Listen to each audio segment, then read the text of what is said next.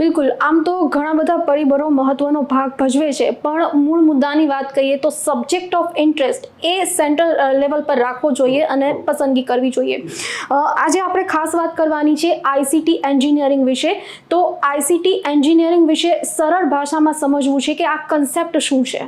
ICT engineering જે information and communication technology છે, જે સોફ્ટવેર પ્લસ ઇલેક્ટ્રોનિક્સનું તમે આને સમન્વય કહી શકો, કે જેમાં software programming plus hardware programming આ બંને સ્કિલ સેટ જે છે એ મિક્સ, એક આપણે કહીએ ને કે મિક્સ સ્કિલ સેટ વાળો વિદ્યાર્થી કે જે સોફ્ટવેરમાં પણ નિપુણ છે અને હાર્ડવેર પ્રોગ્રામિંગમાં પણ નિપુણ છે.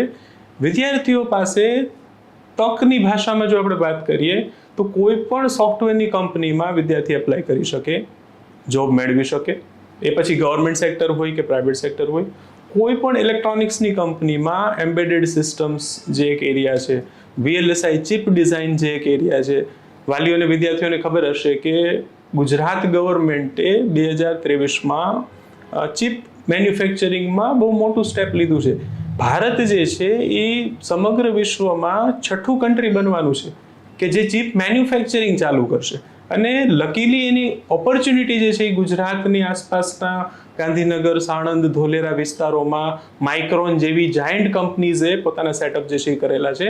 2028 સુધીમાં આ પ્લાન્ટ્સ જે છે એ ફંક્શનલ થશે અને એની ઓપોર્ચ્યુનિટી ડાયરેક્ટલી એક નવો સ્કિલ સેટ જોશે કે જે ચિપ ડિઝાઇન સેક્ટરમાં as a design engineer, testing engineer work કરી શકે.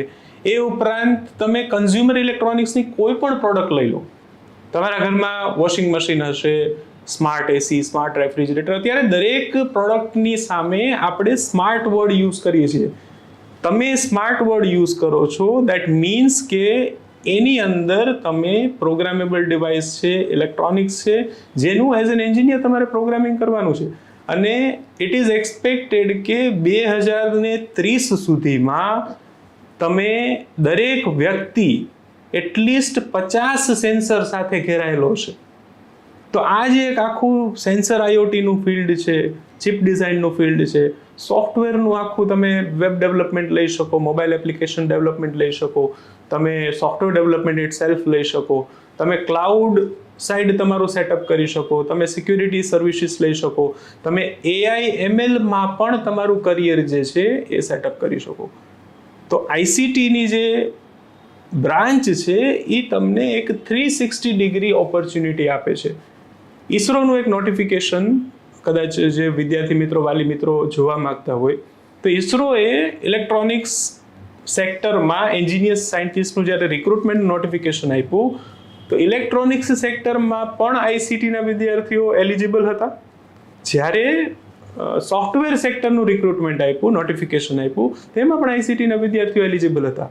તો ઈસરો જે છે એ પણ સમજે છે કે આઈસીટી જે છે એક મિક્સ્ડ સ્કિલ સેટ માણસ છે કે જે ઇલેક્ટ્રોનિક્સ પ્લસ સોફ્ટવેરને કમ્બાઈન કરીને વન્ડર્સ જનરેટ કરી શકે, સારી સ્માર્ટ ડિવાઇસીસ, સ્માર્ટ પ્રોડક્ટ્સ જે છે એ જનરેટ કરી શકે અને અલગ રીતે પોતાનું કરિયર જે છે એ બંને ડોમેઇનમાં સેટઅપ કરી શકે.